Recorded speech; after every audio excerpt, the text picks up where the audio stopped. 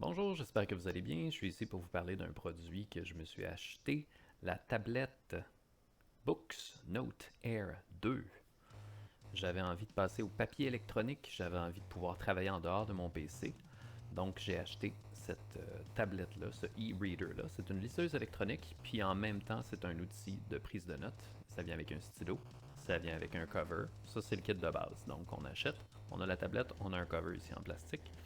Et puis on a un stylo qui vient avec un stylo numérique. Donc je vais vous montrer un peu les fonctionnalités de tout ça et vous donner mon avis par rapport à ça. Donc la tablette se vend quand même à un certain prix. C'est pas un dispositif qui est pas cher. Et puis quand elle est à off, on voit cette espèce de petite image là que je trouve qui est un slogan un peu cheapette là. Power off like a tablet, like any tablet. Donc sur le côté on a un bouton, on a un port USB-C pour recharger. Alors la pile qui est à l'intérieur dure quand même pas mal de temps. Toutes les spécifications techniques sont disponibles en ligne. Quand on l'allume, donc, on a cet écran-là qui apparaît. Il y a un petit load time qui est quand même une bonne dizaine, quinzaine de secondes, donc il faut prendre ça en considération. Et puis, donc vous voyez, la tablette peut se mettre dans toutes les orientations. Pendant que ça s'allume, je vais vous parler du case un peu. Le case est très bof, honnêtement, c'est celui qui est inclus. C'est comme des tables en plastique comme ça, là, si on veut. Ça fait juste rentrer à l'intérieur. La tablette elle-même a ce format-là.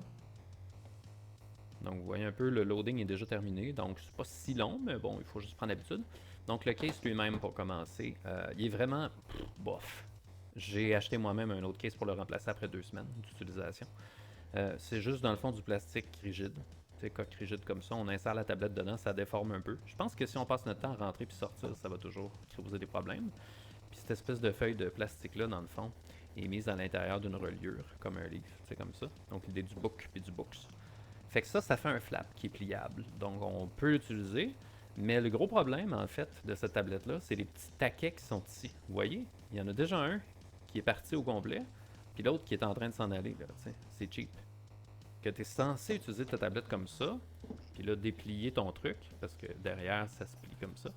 Tu es censé déplier, puis là, il est censé avoir des petits stoppers, dans le fond, qui bloquent la tablette ici. Okay? Le problème, c'est ces stoppers-là, là, quand tu ouvres la tablette la première fois, c'est une espèce de tape deux côtés avec un fini un peu mat, puis il y a une espèce de petite plaquette en plastique qui arrive, mais la plaquette en plastique est tellement mince que elle n'est pas assez haute pour retenir la tablette, puis elle est trop lustrée, trop glissante. Fait que tu l'installes ta tablette là-dessus, puis ta tablette, ben, elle bouge, puis elle glisse, puis elle tombe par-dessus. Fait qu'honnêtement, c'est vraiment mal fait. Fait que là, comme les petits taquets sont en plastique lustré, glissant, comme des blocs Lego pratiquement, ben, je me suis dit, ok, je vais les enlever, puis je vais juste garder le truc qui est sticky. C'est un revêtement qui est censé être collant, dans le fond. Fait que je me suis dit, ça doit être fait pour ça. Tu installes ta tablette, tu la colles en place sur les pinuches de plastique dans le coin, puis ça reste là. Ça reste pas là.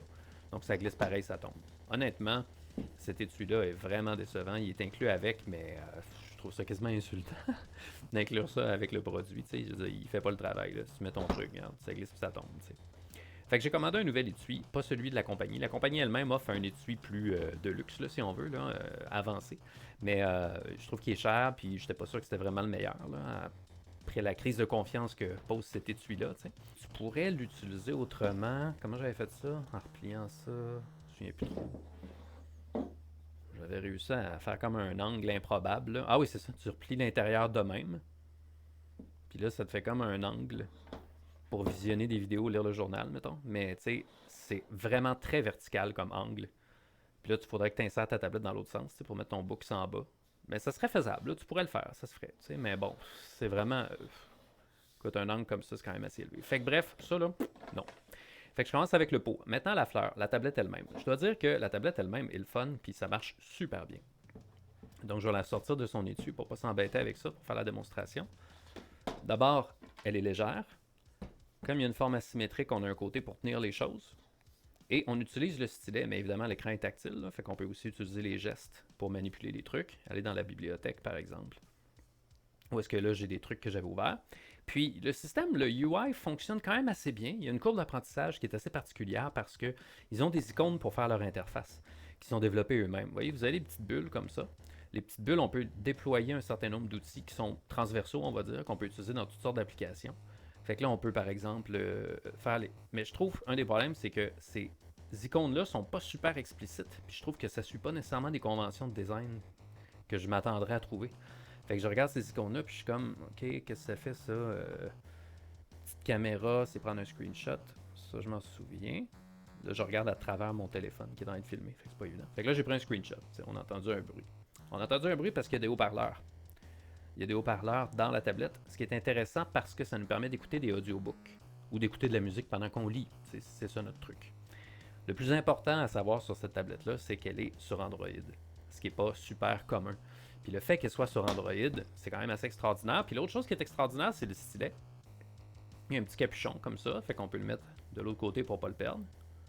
Le stylet est assez basique, il n'y a pas de bouton dessus, il n'y a pas de pile dans le stylet. Donc il fonctionne de manière passive. Fait que ça, c'est le fun, tu n'as pas besoin de le recharger. Il est aimanté, puis sur ta tablette, tu as une surface qui est aimantée sur le côté ici. Fait que l'idée, c'est que tu peux laisser ton stylet accroché là. En pratique, ça marche pas super bien parce que l'aimant il est pas super fort. Fait que tu sais, c'est comme si tu brasses un peu ta tablette, là, ton stylet va tomber ou il va décrocher. T'sais. Fait que c'est un peu.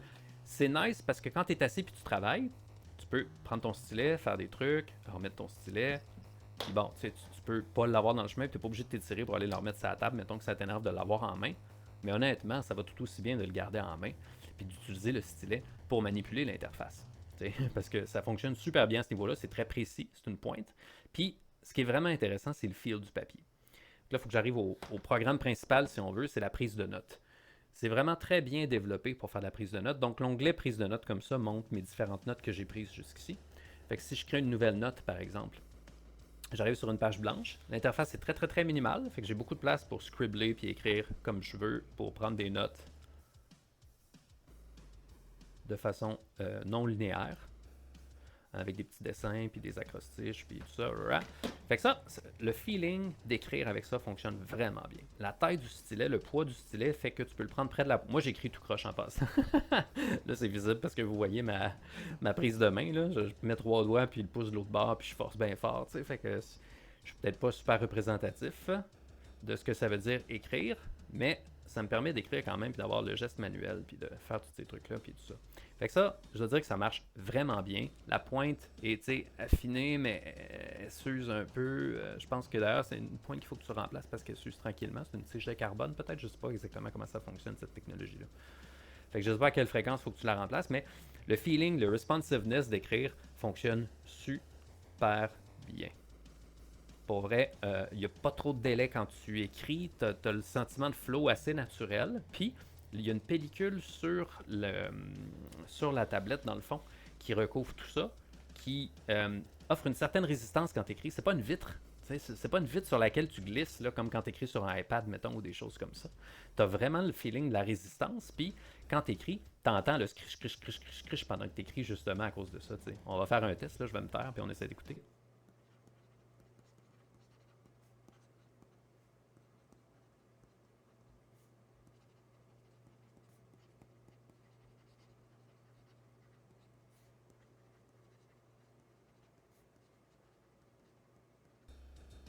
Fait que c'est quand même cool. Honnêtement, l'expérience d'écriture est vraiment le fun.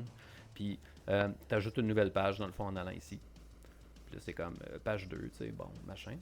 Fait que tu vois, par exemple, puis là, tu donnes un nom à ta note ou tu laisses le nom automatiquement généré. Fait que là, bon, j'ai des notes comme ça que j'ai prises. Là. J'ai assisté à une conférence de Sébastien Janvaux, on le salue d'ailleurs, avec sa chaîne YouTube, Théorie des jeux vidéo. Fait qu'on va aller regarder quelle note j'ai prise sur sa conférence. Voilà, donc j'ai 7 pages, tu vois, fait que je peux diviser mes pages un peu comme je veux, tout ça. Ça va très bien pour la prise de notes.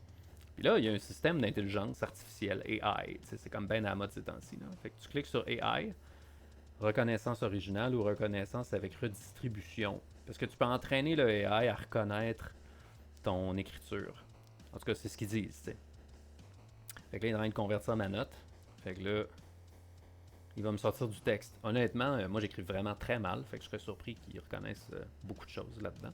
Mais c'est un outil qui peut être intéressant pour transcrire peut-être des volumes de notes que tu aurais pris, puis déposer ça dans un fichier texte quelque part. Après ça, il faut que tu retravailles, il faut que tu repasses derrière, mais au moins tu as un petit quelque chose qui est quand même intelligible. T'sais. Là, je vais vous parler un petit peu de l'interface. Donc je disais, il y a des bulles. Fait que cette bulle-là, ben, tu peux la glisser puis la déplacer pour la mettre dans un coin où ça ne te dérange pas trop. Dépendamment du document sur lequel tu travailles. Tu as d'autres boutons aussi que tu peux afficher ou cacher ou masquer ou déplacer. Ça, c'est prochaine page précédente par exemple.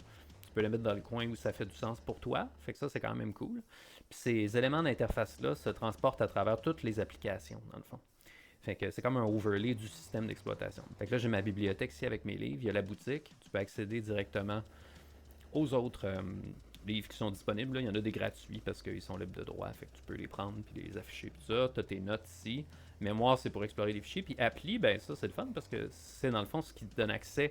Puis c'est le gros selling point de la tablette. Vu que tu es sur Android, tu peux aller chercher les applications du Google Play Store. T'sais. Fait que par exemple, moi j'ai installé PowerPoint, Word, OneDrive. Fait que je peux accéder à mes fichiers de l'université puis tout ça pour mon travail. PowerPoint, mes présentations. Donc, je pense que je pourrais donner mes cours en traînant ma tablette avec moi, qui est assez légère, qui a un beau format assez grand. Puis je pourrais... recorder. J'ai pesé sur Recorder, c'est weird ça. Je pense pas avoir pesé sur Recorder. Des fois, tu peux accrocher des choses avec la paume de ta main, parce que évidemment, ça répond au touch. Fait que tu peux peser avec ton doigt pour ouvrir des applications, genre PowerPoint ici. Mais des fois, si tu veux utiliser le stylet, ben, tu peux accrocher avec ton doigt, genre quelque chose. T'sais. Fait que ça, c'est des fonctionnalités que tu peux désactiver. Je pense que c'est à travers la bulle qu'il y a là. Tu peux désactiver les gestes de toucher dans mon souvenir, parce que moi je l'ai fait dans certaines applications, mais pas dans tout. Je pense pas que tu peux le faire d'ici, à moins que ce soit une fonctionnalité supplémentaire qu'il faut que tu ajoutes sur ta barre en allant la configurer. Je sais pas. J'utilise pas nécessairement beaucoup ces trucs-là, mais bon. Présentation pour le trinôme. Tiens. Ça, c'était dessus. Ouais, c'est un PPTX. Donc, c'est un PowerPoint. Fait que bon, tu sais, je pourrais très bien charger une copie sur ma tablette, sur ma liseuse électronique, puis juste, tu sais, dans le fond, suivre la présentation en affichant ça de mon côté moi-même, là, avec une vue par note ou des choses comme ça, puis voir mes notes peut-être, puis des affaires de même, puis blabla. T'sais. Donc, ça, c'est quand même cool. Tu sais, c'est portatif, puis le format, il est le fun. Tu sais, c'est léger, cette affaire-là. Là. Je dirais que c'est un peu comparable à... Mon livre ici est plus lourd. Fait que là, c'est 300 grammes, je pense, 310 grammes, quelque chose comme ça. Donc, c'est un format qui est vraiment le fun. Tu peux la tenir par la charnière ici, fait que c'est pratique. Tu peux la mettre dans les orientations, tu peux faire pivoter l'écran. Puis, vu que c'est sur Android aussi, tu as tout le UI d'Android traditionnel. Donc, tu peux avoir des alertes, des notifications, des trucs comme ça. Tu peux aller sur Internet, etc. Puis, tu as aussi des contrôles un petit peu plus spécifiques. Là. Donc, moi, par exemple, j'ai désactivé la rotation automatique. Mais tu peux caster sur ta télé. Alors, je sais pas trop ce que tu ferais avec ça, mais bon, peut-être tu prends des notes, tu veux les montrer sur un projecteur ou quelque chose comme ça. Rotation automatique, là, je vais la mettre à on pour voir. Sinon, tu vas là-dedans puis tu rotationnes toi-même l'écran, dans le fond, pour le mettre dans le bon sens. Sinon, ben, tu as un gyro à l'intérieur qui détecte. Tu as accès à la suite Office avec ça. Une des choses qui est importante de retenir, c'est que le responsiveness, le caractère qui vraiment va s'adapter puis qui va te donner une bonne écriture et tout ça vient des applications, vient du software. T'sais, donc, tu ne peux pas juste ouvrir une application qui n'est pas conçue pour mettre des documents écrits, pour avoir de l'écriture, puis penser que tu vas avoir le même degré de support. Qu'est-ce que ça veut dire? Ben, mettons que je vais dans l'appli Word, parce que j'ai reçu un rapport, un chapitre d'un étudiant ou quelque chose comme ça, qui est un document texte. Puis là, par exemple, le chapitre d'une de mes étudiantes sur sa thèse, que je la salue d'ailleurs, Janice, salut. Ben, si je veux ouvrir le chapitre puis commencer à le commenter dans Word, ben là, j'utilise la strate logicielle de Word pour reconnaître, dans le fond, l'écriture que je fais. Puis la strate de Word est pas super optimisée. Donc, à ce moment-là, ça va avoir du lag, ça va être lent. Quand je vais faire mes caractères et tout ça, il va y avoir un gros délai entre le moment où j'essaie d'écrire et tout ça. Fait que ça, c'est quand même un aspect qu'il faut tenir en compte. Ce qui marche vraiment bien pour la tablette, moi je trouve, c'est tu reçois un document, tu le convertis. Dans ma bibliothèque, ici, j'ai tous les fichiers que j'ai stockés sur l'ordinateur qui ne sont pas dans un magasin. Parce que si je vais dans boutique, par exemple, là, je peux acheter des livres électroniques et tout ça. Mais ici, donc, je vais avoir tous les documents que j'ai déjà chargés dans le passé. Puis, ben, vous voyez, j'ai un docx ici. Donc, j'avais commencé à annoter ce document texte-là. Puis là, ça ouvre Books Neo Reader. Ben, Neo Reader, c'est leur lecteur maison à eux qui ont fait sur mesure, dans le fond. Fait que c'est ce qui te permet d'annoter des documents, de les regarder, puis tout ça. Puis moi, j'utilise, dans le fond, ce qui est recommandé, c'est d'utiliser Neo Reader, parce qu'il est vraiment fait pour la tablette. Donc, c'est ce que j'ai fait, dans le fond. Neo Reader enlève toutes les particularités de mise en page, là, toutes les marges, ces affaires-là, tu sais, fait que... Puis, dans Neo Reader, ce que j'ai fait, c'est que j'ai désactivé les touch gestures. Donc, même si j'accroche des choses, tu sais, pour faire, je sais pas, défiler des pages ou des affaires comme ça, tu as des touch gestures que tu peux faire comme ça. Puis là, ben, tu as évidemment tes objets d'interface, là, comme je disais, que tu peux tasser du chemin, puis tout ça, puis mettre à quelque part. Ben, moi, je voulais pouvoir manipuler ça comme du papier. T'sais. Tu prends le papier, tu fais de quoi, puis ça déclenche pas un effet parce que, oups, tu manipules. Fait que tu vas simplement dans ta barre d'outils ici, tu désactives les touch gestures, puis tu mets les boutons si tu veux faire des trucs précis. T'sais. Genre, par exemple, ici, là, bon, je peux écrire de même, puis on voit que la responsiveness est là quand même. T'sais. Attention, voir la métaux. Tu peux faire des flèches, des ratures, des barbeaux. Si tu as besoin d'effacer, tu vas chercher l'efface qu'il y a ici. Il y a un stylet Elite qui est offert, qui a un bouton dessus qui te permet de faire une fonction secondaire. Donc tu pourrais programmer un stylet pour programmer ton efface avec un bouton. Fait que tu tiens le bouton pour effacer, tu lâches, t'écris. C'est possible. Ça coûte quand même assez cher, là. Fait que moi, je n'envisage pas vraiment de faire ça. C'est souvent, si tu écris et tu fais une erreur, tu peux aller chercher ton efface puis c'est pas si pire, t'sais. Fait que là, ayant désactivé les touch gestures, ben, tu sais, je peux manipuler ça de même, puis je peux décider de faire mes affaires comme je veux, tu sais, puis ça va quand même, là. Et ça, c'est la barre d'outils du crayon. Tu peux collapser ou que tu peux afficher en pleine taille, dans l'orientation que tu veux. Donc, ça marche quand même assez bien, honnêtement, là. Quand tu rentres dans le document et tu commences à écrire, ça y va vraiment tout seul, là. Ça, c'est le fun, je trouve. Tu peux prendre tes notes facilement. Puis, la chose la plus importante, c'est qu'est-ce que tu as fait, t'sais, parce que dans ta tablette, tu as tes éléments, tes documents, c'est le fun, mais après ça, il faut que tu les renvoies à quelqu'un, il faut que tu les échanges avec quelqu'un qui n'est pas sur ta tablette. Donc, la question du transfert des fichiers est quand même assez importante. T'sais. Pour quelqu'un, en tout cas comme moi, qui manipule des documents puis qui les donne à des gens et tout ça. Je souligne aussi les options d'affichage. Là. Tu peux, dans le fond, accentuer le noir ou le blanc sur deux sliders différents. Donc, ça te permet comme ça d'avoir une vue qui est adaptée parce que des fois, tu regardes des choses un petit peu plus graphiques aussi. Fait que ça, c'est plus pratique. Puis, tu as aussi des modes de rafraîchissement d'image différents qui sont plus lents. Où est-ce que tu vois vraiment l'encre qui coule, si je peux dire, à travers ta lecture, tu sais. Fait que des fois, quand tu changes d'image, tu vas avoir un peu des traces de l'image précédente qui restent en dessous parce que c'est de l'encre numérique, donc c'est pas tout à fait la même technologie que les affichages réguliers. Tu as aussi des contrôles de luminosité que tu peux afficher le menu Android dans le coin. Donc tu peux aussi ajuster ton niveau de luminosité, puis c'est quand même assez puissant. Là. Si tu lis dans le noir ou quelque chose comme ça, là, tu peux y aller. Tu peux aussi changer la teinte de l'éclairage, ça c'est vraiment cool. Donc vraiment un éclairage plus chaud, moins intense, plus de nuit. Tu as quand même différentes options comme ça, avec ces différents éclairages-là qui sont disponibles. Donc ça, c'est assez bien, puis c'est jamais un gros blast de lumière qui t'aveugle, puis tout ça. T'sais. Fait que c'est vraiment relaxant, je dois dire, pour les yeux. Tu peux avoir des reflets, parfois, de lumière, fait qu'on le voit un petit peu comme ça, t'sais. Parce que tu as beaucoup, beaucoup, beaucoup moins sur le papier quand même. Fait qu'il y a ça. Ça élimine pas complètement la problématique des reflets de lumière, mais ça la diminue beaucoup, puis c'est beaucoup plus agréable pour les yeux de travailler là-dessus, sur un écran comme ça qui a un finiment. Donc ça, c'est vraiment intéressant en fait. Puis bon, ben vous voyez par exemple, j'ai la Presse Plus, parce que c'est Android, fait que les applications fonctionnent. Donc tu peux regarder la Presse Plus, mais évidemment, c'est en noir et blanc, fait que des fois, la mise en image, la direction visuelle n'est pas vraiment adaptée pour toi, t'sais. Fait que ça, c'est quand même assez... Puis vous voyez un peu le défilement, quand tu défiles des trucs, hein. Tu vois, là, j'ai changé le mode de rafraîchissement pour que la pile soit prolongée un petit peu plus longtemps. Fait qu'en faisant ça, tu vois que ça scroll, il y a un lag, là, c'est pas aussi fluide que ça pourrait l'être. Fait que dans ce temps-là, tu peux aussi changer de mode en allant comme ça ici, puis en choisissant le mode X, je pense, c'est le plus extrême dans la fréquence. Et tu vois, c'est quand même pas mal plus fluide comme ça. T'sais. Fait que bon, puis tu peux ajuster, comme je disais, là, les niveaux de luminosité. Fait que bref, pour en venir au fichier, comment tu fais une fois que tu as terminé d'annoter ton fichier pour le transférer, pour l'envoyer dans ton dossier ou des choses comme ça? Je vais fermer l'application Recorder qui est ouverte, puis Word aussi, qui doit bouffer plein de processeurs probablement, PowerPoint aussi.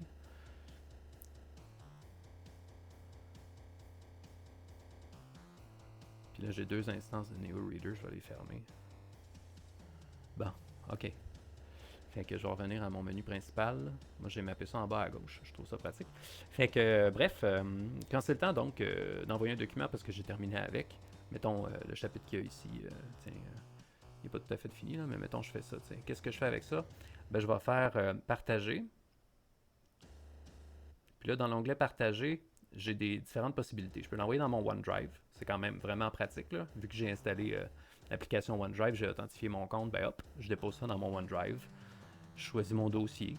Puis hop, pour la facilité d'écriture, pour la responsiveness quand on se met à écrire, je trouve que c'est vraiment un super outil. Puis, je trouve que c'est très facile aussi d'aller chercher des documents pour que moi je puisse travailler sur mon fichier. Ben, on utilise une application qui est incluse, qui s'appelle Booksdrop. Donc, elle est ici dans les applis. Fait que tu vas dans Booksdrop. Puis là, tu as des instructions très simples. Si tu as un téléphone, tu peux scanner un QR code. Sinon, si tu es sur le même réseau sans fil, donc ça, je trouve que c'est intelligent parce que quand tu travailles habituellement, tu es dans un endroit où tu es connecté sur le réseau. Donc, tu tapes l'URL dans ton ordinateur, puis ça te prend un login. Ou sinon, tu tapes l'adresse qu'il y a ici, qui t'est spécifiée, qui est une adresse privée dans le fond, que tu vas mettre.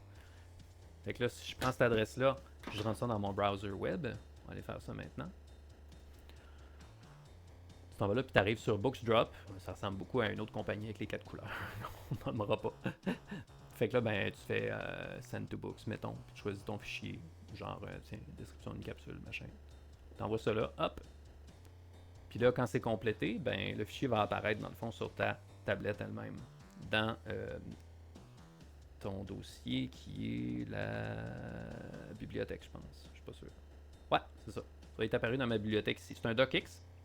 Fait que si je l'ouvre, ben, ça va l'ouvrir avec Word. En fait, sur la tablette, ça va l'ouvrir avec NeoReader par défaut. T'sais. Fait que là, moi, je peux facilement mettre des notes puis dire c'est bon, puis tout ça, tu sais. Puis une fois que c'est fait, simplement prendre ton fichier ici, puis tu vas faire partager, déplacer, partager. Partager comment? Soit Bluetooth à proximité, soit avec.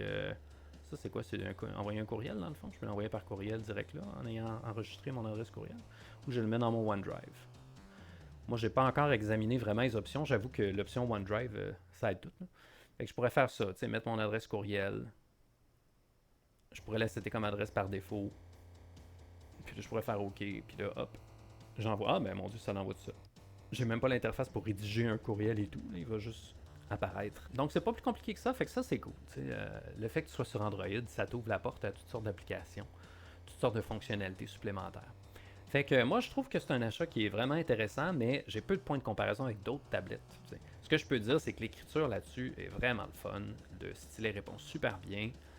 La programmation des applications internes fonctionne quand même bien aussi. Fait que ça, c'est bien. T'sais. Maintenant, c'est toujours la question, est-ce qu'ils vont supporter ça pendant des années? Est-ce qu'à un moment donné, ils vont dire, bon, ben, on arrête de faire des mises à jour puis c'est terminé? On le sait jamais. T'sais. C'est quand même dispendieux. Si tu veux seulement lire des livres électroniques, ben, tu peux facilement acheter une liseuse sans stylet, sans écriture. Mais évidemment, quand tu es un universitaire qui lit, mais qui écrit, qui annote des manuscrits, qui renvoie des trucs et tout ça, je trouve que le fait que ce soit sur Android donne toutes les fonctionnalités dont tu as vraiment besoin pour être fonctionnel dans un écosystème avec des gens qui ont telle plateforme, qui n'ont pas telle plateforme, et ainsi de suite. Fait que pour ces raisons, je trouve que c'est un bon achat. Je pense que c'est un achat que je vais garder et que je vais utiliser longtemps. Puis ça me permet de m'installer sur mon divan tranquille pour lire des chapitres. Et ça me ramène à l'époque du papier, où est-ce qu'on avait le temps de vraiment se plonger dans un texte sans être toujours assis sur l'ordinateur avec les doigts future arthrite. Fait que c'est ça, c'était ma petite revue de ce produit-là, le Note Air 2, le Books Note Air 2. Donc, j'espère que ça vous a plu, j'espère que ça vous a intéressé. Si vous voyez l'utiliser, ben allez-y, mais en même temps, prenez note des défauts, puis si c'est des trucs qui sont vraiment importants pour vous, ben c'est peut-être mieux de regarder d'autres modèles. Ciao!